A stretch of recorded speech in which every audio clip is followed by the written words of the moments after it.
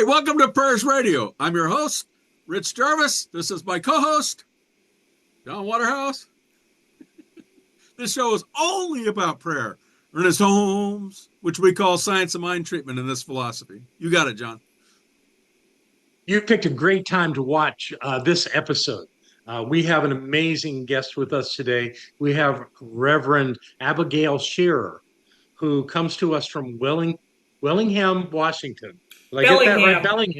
Bellingham, Washington.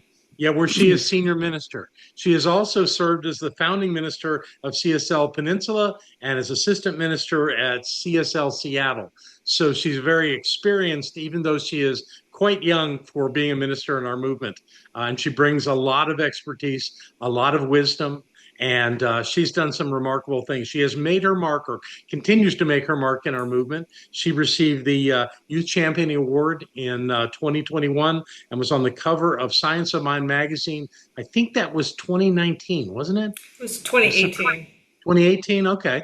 And continues to dazzle us in her wisdom and understanding the principles of science of mind. So welcome, Reverend Abigail. I'm so thrilled that you're here. I'm thrilled to be here. Would you be kind enough to open us with an opening prayer? Of course. I love it. Thank you. All right. Just centering, knowing that the infinite everything, the great creator, love itself, life itself, the all-knowing, almighty, infinite everything is here present in and through me, in and through Rich, in and through John, that there is that infinite love that permeates all life, permeates all consciousness. It is connection. It is revelation. And it is happening here right now.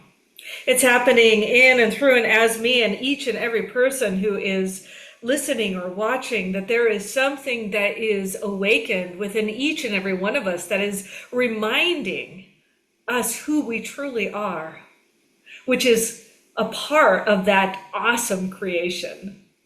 The most magnificent force in the universe, the most divine expression of joy. It is ever present, and it is present now. It is present in this conversation. It is present in our relationships. It is present in our finances. It is present everywhere, in our communities, in our countries, in this earth. And so as I tune in and tap into that awareness, I'm so grateful to be participating in co-creating a world that works for everyone. I recognize and know that this is a part of it, and that I am open to the continual revelation of what that looks and feels like in this physical time space. I'm so grateful to know that I am guided and directed in this conversation, and that we are a part of this beautiful revelation that is happening now. And deep appreciation and gratitude for our intention and our time together, knowing it is blessed. I release this prayer, this knowingness.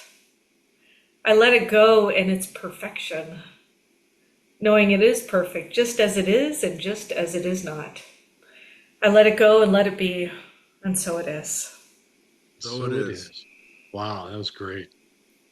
Well, thank you. I'll tell you, we're blessed to have you.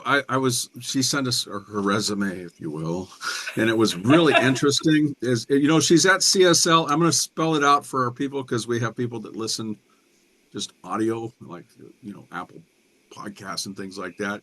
Her website at her church is CSLBellingham.org, CSLBellingham.org, which is over in Washington State. She also has Instagram, Facebook, and X, which you can actually look at the show notes and get that information and join and follow her on her wonderful site. There was one thing that you didn't mention, John, is that she was in Next Gen. She did Next Gen stuff. That's true. Well, she's been a youth advocate all along. Thank you for that. I'm sure that's still an important part of your ministry, Reverend Abigail. Oh yeah. Yeah, I think that's great and important. Hey, how does prayer show up in your life though with this? Because you've done a lot of stuff. You've been in this philosophy for a while, it looks like, because we're looking at your notes going, whoa, she's got a lot of history on this. How does prayer I show think up she in was ordained when she was 12. Really? I became a minister in 2011, so I've been a minister for 15 years, but I've been in this teaching for 26 years. Wow. So, yeah, it's really, really a blessing for me. And my favorite spiritual practice is prayer, is Yeah. affirmative prayer. As a matter of fact, I have a great story. When I was brand new, taking foundations class, taking, the beginning level class that helped me recognize and empower myself. I was the first time I used treatment. My girlfriend and I were actually in San Francisco, and we had gone at that time. They had like this huge Halloween party where people would like go in costume, and they'd shut some streets down, and we would go there. We lived in San Jose, and we had taken the train up, the public transportation up to the Halloween party, and we're having a really good time. People were in crazy costumes, and it kind of dawned on us that the last train left at like 1 a.m. or something like that. And there were millions of people. I mean, there were so many people there. And so we were kind of like got outside of the crowd, and we were trying to get a taxi, and all the taxis were busy. Nobody was available. And so I tried out this spiritual mind treatment thing that I just learned. And I claimed and knew that we would have the perfect right ride, quick and easy. And it didn't come right away. It didn't. And we kept looking, and we're like, what is it? Certainly, it's that one, certainly. And it didn't come until a stretch limo pulled up, and this guy screamed out his window. He's like, hey, you two, you need a ride? And we're like, we don't have enough money for a stretch limo. And he's like, I don't care, get on in.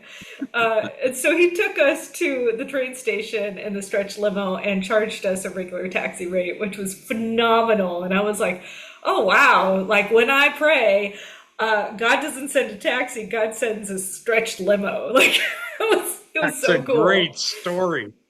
Yeah. And so I use prayer all the time. I mean, being a minister, it's great because I have a daily prayer partner. We pray every day, and then I have a weekly prayer partner, and then I have 2 minister sanghas, and we all pray for each other in those groups. And then being a senior minister, it's like every meeting, let's start with prayer. And so I have a lot of prayer, and then even if I have a challenge during the day, that's the first thing I go to, no matter what. Well, there was something you brought up. She teaches classes at her center, so I'd like you to all visit her center because she teaches classes all the time. Hybrid. And hybrid, so that means that's Zoom and otherwise, and you can get get a good dose of this philosophy here. And I think usually the first class is free on most folks, but you want to stay for the rest of them too, right? Yes. Absolutely. Yeah. So we'll figure that. She'll let you know. Go to her site, check out that information and stuff. And that's an interesting story about how prayer shows up in your life. I thought that was wonderful. That boom, wake up. Yeah. So one of the most interesting things about you, Reverend Abigail, is your passion for working with young people. And I've seen you, and I know that's important to you. I know people whose lives you've touched wonderfully. And I'm just curious about your relationship with 20-somethings and even younger.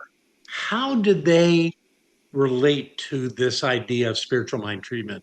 Do they use it? Are they good with the 5-step formula? Is it something that they rely on? What can you tell us about the state of the future members or leaders of our movement? Well, the thing that I have been working in the past was the Next Gen Retreat, which I founded Next Gen Retreat. And I founded it when I was in that age group. So it is for 18 to 35-ish year olds. Right. And what happened is the leadership had taken classes already. So the leadership had taken classes and was able to model prayer, and we formatted the Next Gen Retreat, which it's currently going. I'm no longer spiritual director of it anymore. I've passed on the mantle to a younger generation, but they. And we, at that time, used it for every session. We used it to anchor in everything that we did together. And it was also an opportunity for people to have a safe space to pray. I will say that it's fun to pray with cuss words, and that place was like a right place. People are like, "Yeah, you mean I can cuss in my prayer?" I'm like, "Go for it." God doesn't care. God does not care. It is that fire behind the emotion. That's all that matters. And so, There you go. so we had a lot of fun together. And so that's really, I think once people start utilizing prayer, it shows up, and it's miraculous. It's beautiful. It's amazing. And so that's. Yeah, I suppose you don't have to have too many prayers that it manifests the desire into your life where you think less casual about it, more like, I got to really do this. Yeah. Yeah. That's And, great. and I think for me too, I'm also interested in social engagement. And part of it is recognizing that prayer can be a tool for what our issues are going on in our country and our world. Like, this is something we can utilize. It's not something just for an individual life. It can be something we collectively use together to create a consciousness of love and connection throughout the planet. And so it's got great power in it. It does So indeed. that brings up the next question that I was thinking about, because I'm like, how do you stay grounded in prayer? I mean, how do you start out your day and say, I'm alive and I'm here and here's the coffee, that type of thing? How does Abigail do that in the morning? Make that day the way you want it and stay grounded the rest of the day. Let's cover the morning part first, because people want to know about the morning stuff. And how do reverends do it? Wake up in the morning. Well, as I said, I have a daily prayer partner. We take Saturdays off, but other than that, we have our daily prayer connection, and it's been really wonderful. I remember when one of my colleagues was like, "Hey, I'm thinking of doing this every day with somebody." And I'm like, well, okay, I'm game. I'll try it out. And we've been doing it for really many, many years now. Wow. But first of all, I've always prayed in the morning for myself. And I find it even more powerful to pray for somebody else and have them pray for me, because I'm less, sometimes I'm in it, sometimes I am having challenges or difficulties. Like, it took us a long time to sell our house, for instance. And I was resisting the length of time, or I was feeling really upset about it. And my prayer partner can hold the consciousness of just knowing and feeling really centered and clear about what I'm wanting to feel. They can hold down that truth for me when I forget or I can't get there myself. And I can do that for her really easily as well. And so that's been a benefit. We meet for half an hour every morning. We talk about our wins that we had the prior day, what answered prayer unfolded, what we're grateful for, and then we move into what we would love to experience for that day, or if it's over the weekend, over the next couple of days. And so it's really, it's simple and it's beautiful and it's quick. It's not like a whole lot of time, and it really has been powerful for me. No doubt. So Holmes talks about it, ours is the only mind that changes when we do prayer. And having a prayer practitioner or reverend hold that consciousness for you. Could you talk a little bit about that? Because that might confuse some of our audience. Yes, yeah. So what I know is that there really is only one mind, one consciousness. And when somebody else gets to that, I'm going to call it a feeling tone. So for me, I talk in feeling tones. When somebody gets into that feeling tone of like really knowing it for me, I get into that feeling tone. Like I'm able to actually be in that space that I might not have been able to get to by myself. But once I feel and hear and like there's such a recognition, it not just happens in them, it happens in me. And that's really where the shift is, right? The shift is always in me. And they could pray for me, and if I'm not really feeling it, then I'm not really feeling it. But I always get to that place with my prayer partner. I'm like, oh, I feel so much better now. I'm so grateful because for some reason I was having difficulty. Not always. I mean, I tend not to have a lot of difficulty, actually. Things go pretty well in my life, I have to say. So. And they will again as soon as you've moved. There you go. Yes. Yes. Yeah. I'm in the middle of moving now. It's been a long process for me. So, yeah. Yeah. It's great. I mean, what I know for prayer, I've had this question in class is like, well, you're supposed to say the prayer and release it and have it be done. But then what about praying for the same thing again? And my answer to that is like, if I feel it necessary to pray again, I'm going to pray again because all the prayer does is bringing me back to my center and to my truth. Exactly. And if I'm not there, I need prayer again. And then I pray and then I'm back there. And so it's all, it's kind of the both and. I let it go. I know it's already done. And then also there was the whole pray without ceasing. It's completely released and finished in and of itself. And then if I'm feeling off, that's a perfect time to pray again. Because it just recenters me, brings me back into the truth of who I am, and I feel good. That's what I really want.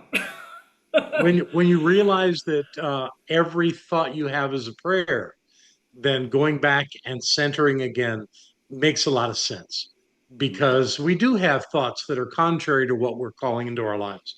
It's just a human nature thing. So I love the way you said that, and the way it really is just about staying centered. And if you feel off center, do a prayer, do a conscious prayer. It'll bring you right back. It's wonderful. Yeah. So you are a teacher of these principles. Yes. In your teaching of spiritual mind treatment, do you have any, I don't want to say tricks, but maybe do you I'll say have any tricks. I want nuances tricks. that you use to create a deeper understanding for your students? I think the thing that I focus on again is the feeling behind Right. it. Is Right. really the feeling. It's like you can say all the words, but it's not going to make a difference unless you have the feeling. And if you have the feeling, you're going to be connected to those words. So one of the things that I think about is whenever I'm teaching prayer is what are the words that excite you and give you juice, like they're juicy words. They make you feel really good. Like some people might say God, some people might say universe, some people might say source, some people might say quantum field or goddess. Right. It's like, what is that? What are the words that give you that energy behind it that make you feel like, yeah, that's good. and also in that, in the third step, when there's that affirmation portion, a lot of people listen to other people's words and they think, oh, well, I'm going to use that word because they use that word, but really it doesn't give them the feeling tone of what it's like to actually embody that thing. And so that's my trick, is to invite people to play with words and to find the ones that resonate and are juicy and feel really good whenever they're speaking their spiritual mind treatment.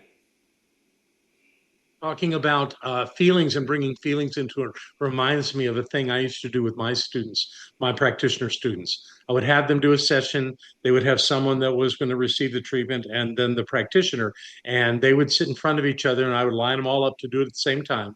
And when the person spoke about what it was going on in their lives, they weren't allowed to use words. All they could say was blah, blah, blah, blah, blah, blah, blah.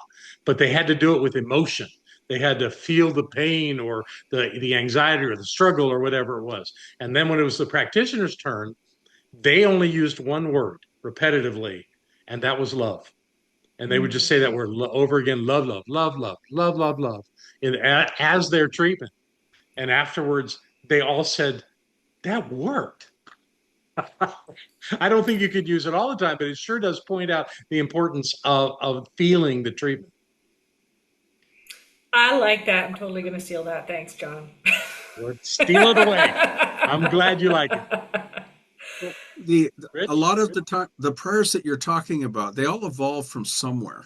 I mean, how have they evolved over time? I mean, it sounds like you came from a complete science of mind background. Welcome to the club. Not But really. I was brought up Methodist. okay, Yeah. and how has that evolved over time? I mean, when we're in the standard Christian stuff that's begging for God to do something, in our philosophy, we boom, it's there. So what is how's that evolved and changed over time for you?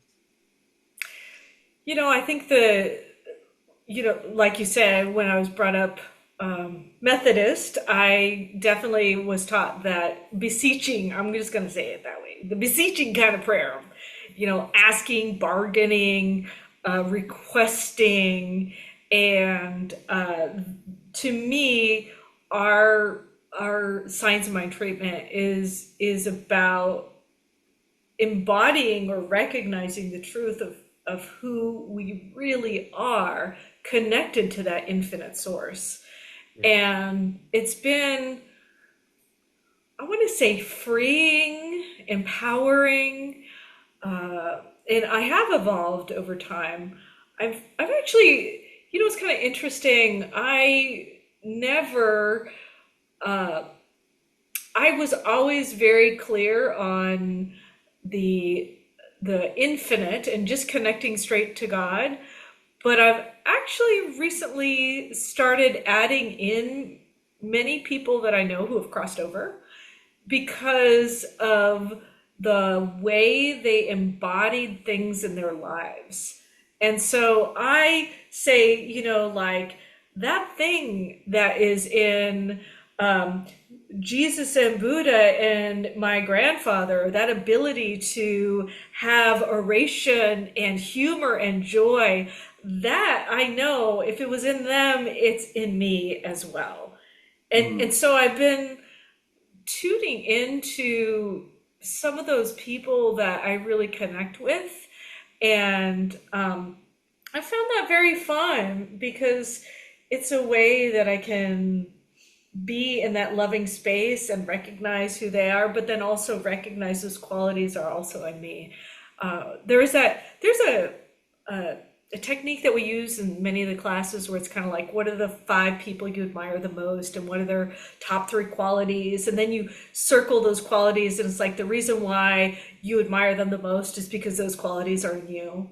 And so for me, the evolution of my prayer has been not just about the infinite, but also having a relatable person who I want to connect with, but also I know that those qualities are in me. And so I'm just claiming that and allowing that to unfold. I'll do that before a talk sometimes because there's people whom I know who've crossed over who've done some phenomenal, they're great speakers. And it's just like, yeah, I'm claiming that today. That's So, great. yeah. Don, go ahead. You got the next question? Okay. Well, just being with you, Abigail, is delightful. Tell us about your center in Bellingham. Oh, I'm pretty new as the senior minister, and I'm really honored and grateful to have had the opportunity to be the senior minister there so far because it's kind of like, and I don't know if the general public really thinks about this, but being the senior minister to a community is like a relationship. I mean, it is a relationship, but it's kind of like how, as I was looking for my wife, as I was looking for a relationship with somebody for a long-term relationship, there were certain qualities that I wanted in this person that I was going to spend a long time with. And the same goes for community. And so matching those qualities of the senior minister with what the community is looking for, it really is like a matching game. And Bellingham loves me. They love my quirks. They love my eccentricities. They're like, I was, I've been moving, so I've been living in two different cities, one really far away and one close to Bellingham. And I forgot my dress pants one day and I wore my jeans. And they're like, wear jeans more often. And then I was wearing a costume. I do Sister Spirit Retreat too. I wear costumes at the Sister Spirit Retreat because it's really fun. And they found out I was doing Wicked and I was going to dress up like a flying monkey. And they're like, wear the flying monkey costume on Sunday. And I was like, all right, all right. That's great. I'll do it. I'm in. And so I just love that they're fun and quirky and weird, just like me. And they're like, we want you to be like you fully. And so it's sweet. It's really sweet to be loved for who I am and appreciated for what I bring to the community. So I'm really grateful. I'm really grateful to be there. That's fantastic. Awesome. Good for you. Good for you. How do you explain this philosophy to somebody that doesn't know anything about it? Sort of like your elevator speech. Yeah, so it actually, there's a little story behind it. One is that whenever I grew up as a Methodist, I loved Christianity. I loved the teachings of Jesus. And I left Methodism at that time because somebody was an adult. I was like 14. An adult was trying to convince me about how there was rules, and if I didn't abide by these rules, I would go to hell. And I was like, I don't really believe in that whole thing that God is like a loving God and yet a judgmental God. And how can you be unconditionally loving and then have all these judgmental rules? So anyway, I left Methodism and I started studying a bunch of different religions. And I noticed that many of the religions had similar teachings. And I thought, wouldn't it be cool if there was like some religion that taught that same string of truth that ran through all the religions? And then when I was 21, I walked into my first Center for Spiritual Living. And that's when I found the teaching. Well, I mean, there's more than one. There's many teachings out there, but Centers for Spiritual Living that does teach that string of truth that runs through all the religions. That is our teaching. And it also incorporates science and philosophy, which I'm totally into. So that's what I talk about. So it's funny it's funny that you bring that up because most people don't realize that like page 500 and above in the Science of Mind, they talk nothing but about the Bible and Jesus. Exactly. I mean, Christianity, Jesus was so awesome. Like he was amazing revealer of what it's like to really know our connection with God, with Source. And all that judgmental crap and everything like that that was not invented by Jesus, I'm just gonna say. No. And he really didn't care for the money changers in the temple either. Nope. So he had his issues. Which is lovely, which just makes him human. Yep. I love that. So back to Ernest Holmes. Do you have a favorite Ernest Holmes book? Yes, The Essential Ernest Holmes. Yeah, that's a good one. I think Jesse Jennings did a phenomenal job. And I love that book. I love teaching that class that's based on the book. I think that he went through all of his texts and he really pulled out some juicy writings and did it in a way that's brilliantly done. And for me, when I first taught that class, when it first came out, it was like, oh, this is Ernest Holmes, because it's hard to read the Science of Mind textbook. It's not an easy read. At least for me it wasn't. But the Essential Ernest Holmes, that was amazing. I loved reading it. It's also very deep though. I'll have to confess that I did not read the Science of Mind textbook cover to cover until last year. I always Wow. use it as a reference, but reading it cover to cover, I didn't do until last year. And then I got to see all those gems that are in there that you maybe don't think to reference because you don't know they're there. You've heard them, but whoa, then that's where they are. That's always fun. Do Well, you have a favorite Ernest Holmes quote? You know what? I don't. I just love that he talked about keeping it open at the top. Yeah, mm, And I think that that's super important very important. because the evolution of consciousness is happening, I believe, on this planet and also with our teaching. Exactly. And I just really appreciate that. It's like there's the basics of principles that are undeniable that he talks about, and then there's like what else? What's even beyond, what's the next iteration of what we're realizing about God or about truth? So Brilliant.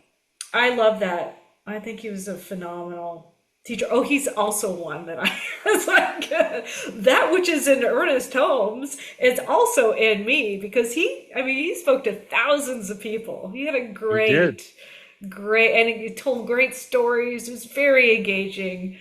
So, yeah. it's Brilliant. interesting. It's interesting you brought up. We had Jesse Jennings on show 53. So for our audience, if you're interested about him, Yeah. he Yeah, was he's really good. awesome. The uh, the thing that comes to mind is that what would you do if you had challenges during the day? Boom, something happens. What do you do? I go to prayer immediately.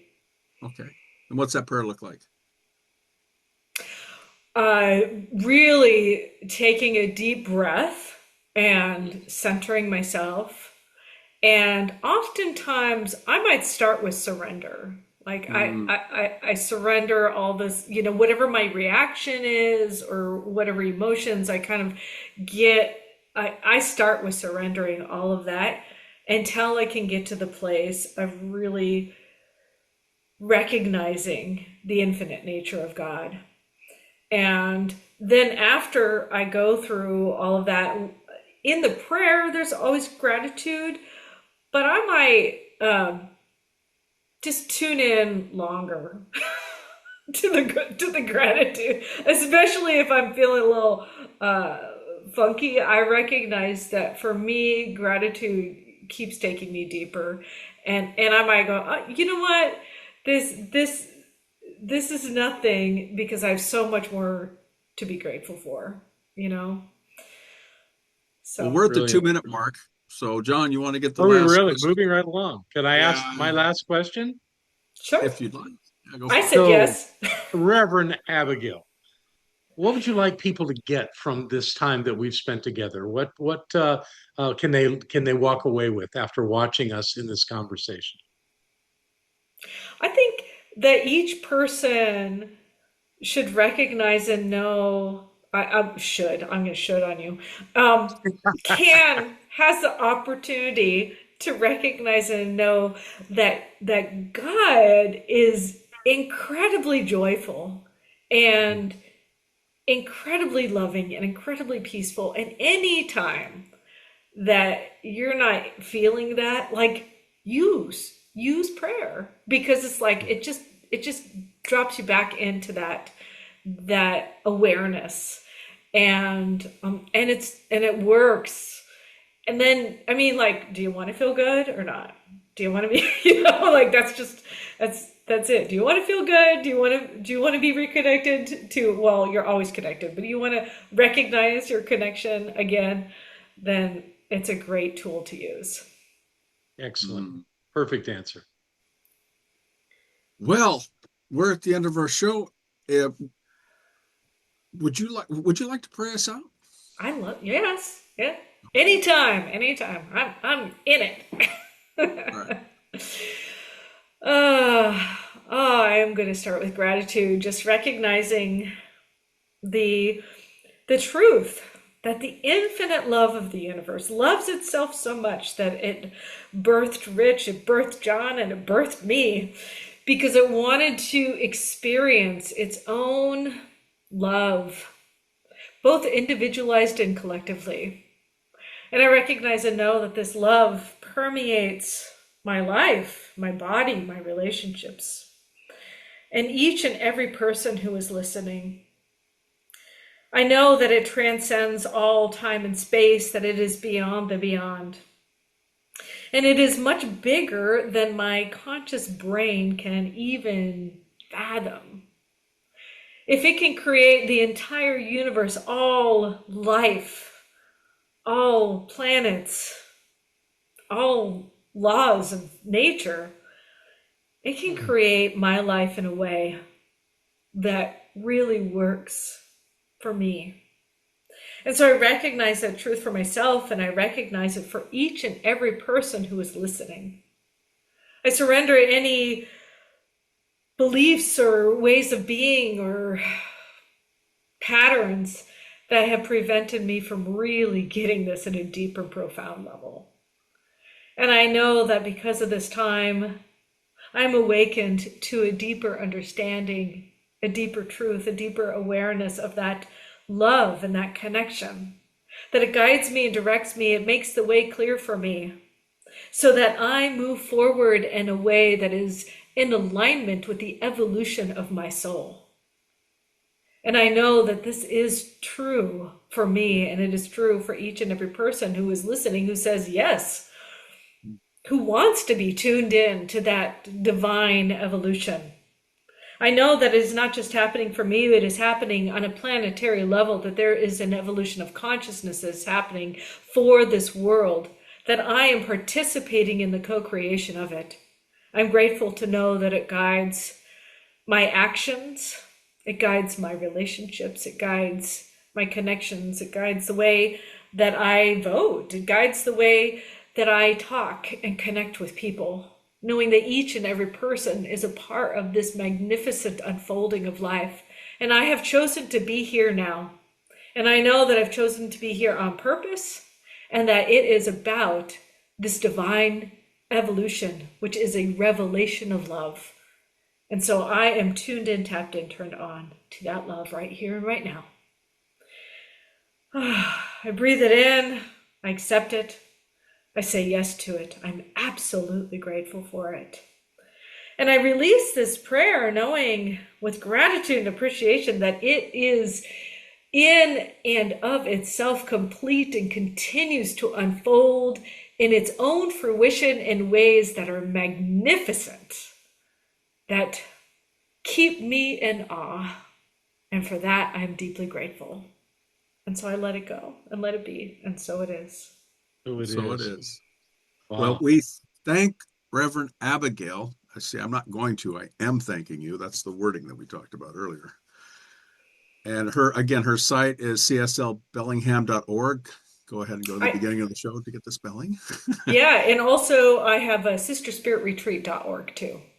Oh, sisterspiritretreat.org. Very good. Very good. Then, well, thank you, Abigail, for being a leader in this movement, for doing all the good work you do, for the wisdom that just exudes from you, and for all the love that surrounds you and fills you up. I think you're wonderful. Thank you. Thank you, John. John, where can they find you at? Oh, I'm around. My latest book, Spirits Awakening, is available on Amazon. And I also have another podcast I do called Higher Reality, On the Edge of Understanding. And that's on many platforms as well.